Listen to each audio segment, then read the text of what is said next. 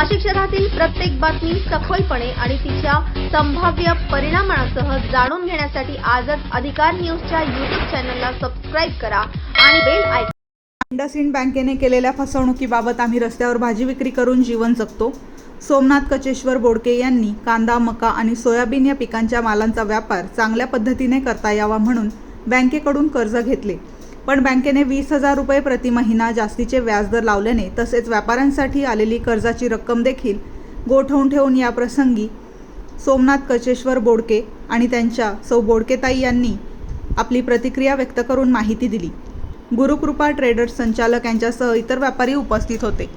या प्रसंगी दिनांक 30 जून 2026 रोजी दुपारी 1 वाजता व्यापारी आणि सोमनाथ बोडके यांनी नाशिक येथे CBS जवळ शिवाजी पुतळा येथे मीटिंग आयोजित करण्यात आल्याची माहिती दिली. बोला ताई. मी अर्चना सोमनाथ बोडके. माझ्या मिस्टरांचा कांद्याचा बिझनेस होता. इंडसइंड बँकेने आम्हाला लोन दिलं आणि आमची फसवणूक केली.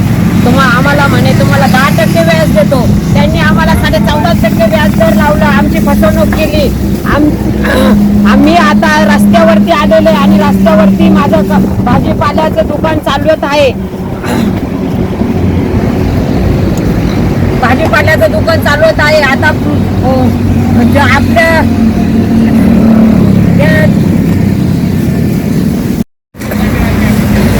या बँकेनं इंडसइंड बँकेने आमची फसवणूक केलेली आहे. आम्ही आता रस्त्यावरती आलेलो आहे. आम्हाला आमचं भाजीपाल्याचं दुकान आहे. आम्हाला दुसरा काही पर्याय राहिलेला नाहीये आणि आता आम्ही पुन्हा हायवेवरती दुकान टाकलेलं रस्त्याला खेटूनच. आणि आता आम्ही आमच्या मुलांचे शिक्षण कसे करायचे, मुलांचं त्यांनी आम्हाला जे लोन द्यायचं ठरवलं ते पण दिलेलं नाही. आमचा पूर्ण बिझनेसची त्यांनी वाट लावून दिलेली आहे. त्यांनी आमची भरपाई करावी आणि आमची जी काय नुकसान झालेली आहे ती त्यांनी आम्हाला भरून द्यावी ही आमची नम्र विनंती. सर्व व्यापारी बंधूंना नम्र विनंती.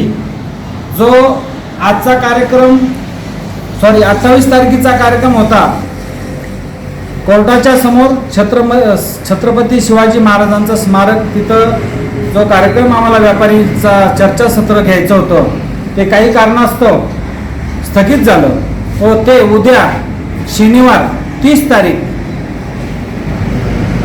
नाशिक कोर्टाच्या समोर छत्रपती शिवाजी महाराज यांच्या स्मारकावर तो व्यापाऱ्यांचा चर्चासत्र होणार आहे. विषय थोडक्यात सांगतो. इंडसइंड बँकेने जी माझी फसवणूक केलेली आहे त्या, तसेच माझे व्यापारी बंधू, असे बरेच व्यापारी बंधू आहेत, त्यांची पण फसवणूक झालेली आहे. ते सर्व व्यापारी बंधू आणि आम्ही एक चर्चासत्र करणार आहोत आणि त्याच्यावरती आम्ही मुख्यमंत्र्यांना भेटणार आहे. तरी सर्व व्यापारी बंधूंना एक विनंती करतो, तुम्ही विश्वास ठेवा आणि उद्या शनिवार 30 तारीख नाशिक कोर्टाच्या समोर स्मारकावर सर्वांनी उपस्थित राहावे ही त्यांना